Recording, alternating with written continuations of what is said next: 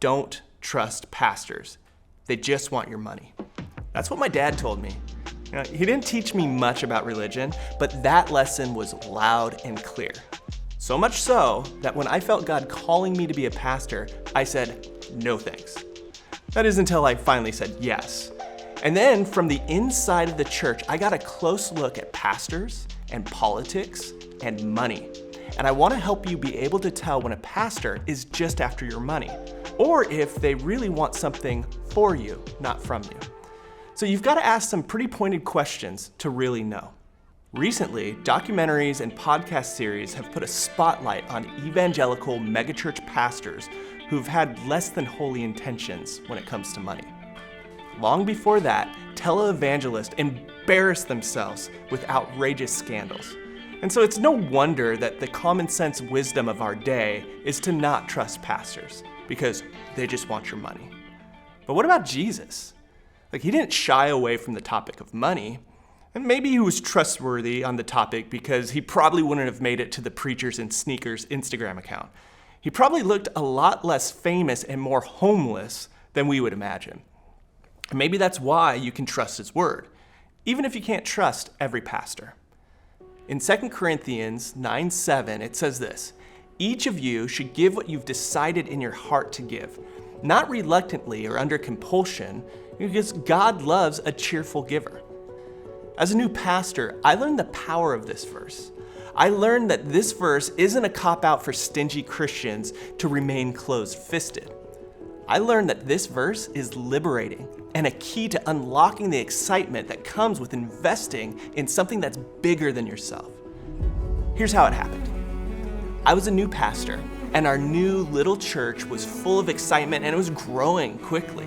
We outgrew our space and had no choice but to move out trying to find a bigger spot. And an opportunity came up to move into this really cool historic warehouse right in the heart of the city. The only obstacle? Money. The warehouse was abandoned and in total disrepair. It had so much potential, and it was going to cost so much money to renovate the space. It was a perfect spot for the church, and I found myself in the spot I didn't want to be in as a pastor, having to ask for money. So I had to ask myself a question. Did I believe in the impact of our church so much that I'd be willing to face my fear and ask for money? To answer that question, I had to ask a more personal question. Did I believe in the impact of our church so much that I would be willing to be the first person to give a significant financial contribution? It wasn't hard for me to answer the second question. Yes, absolutely. And once I could answer that personal question, I was able to humble myself and do the hard thing. Ask the people of the church for money as well. I wanted to make sure that I wasn't that pastor my dad warned me about. So I decided to go about asking for money differently than I'd seen before. Here's how I approached it. Instead of trying to convince people why they should give money to renovate a warehouse, I told people why I was excited to give to something bigger than myself. I explained the potential I saw in the historic warehouse, how renovating it, we can fill it with more life.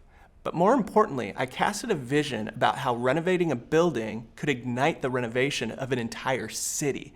I told everyone that I believed so strongly in the impact of this church that I would make the largest investment I had ever made in my entire life.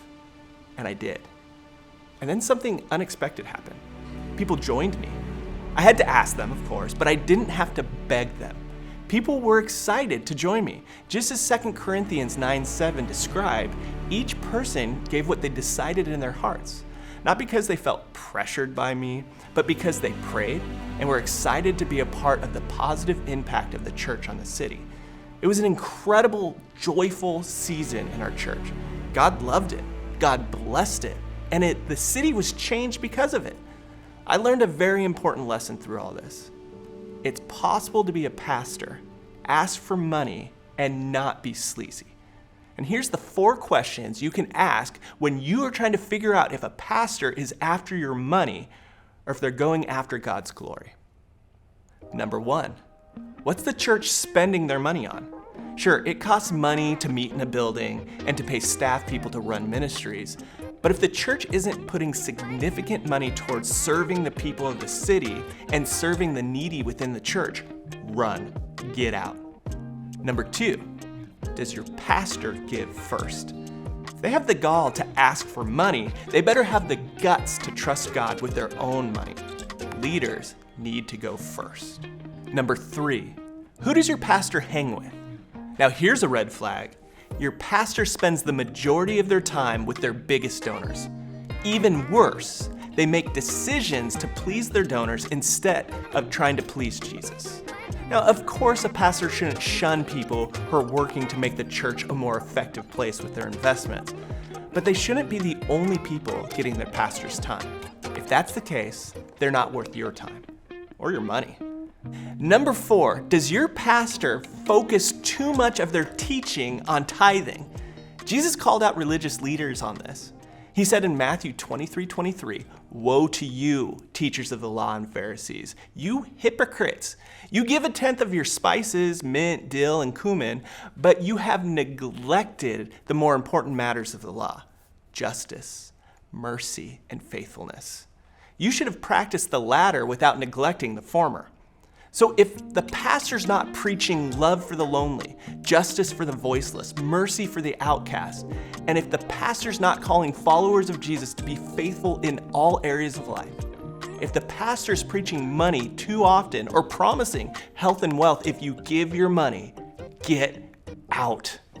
Money's a tool to be used, not to control. And it's true, some pastors want to use you for your money.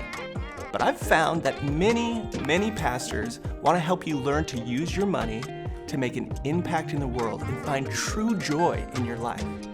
These 4 questions will help you learn what kind of pastor you're dealing with. Until next time, friends, be blessed. Oh, and if you want to hear a real-life story about a guy who didn't trust pastors, but his life was transformed when he finally found a reason to give, check out this video right here. And subscribe because we have more great stuff coming to inspire you with faith.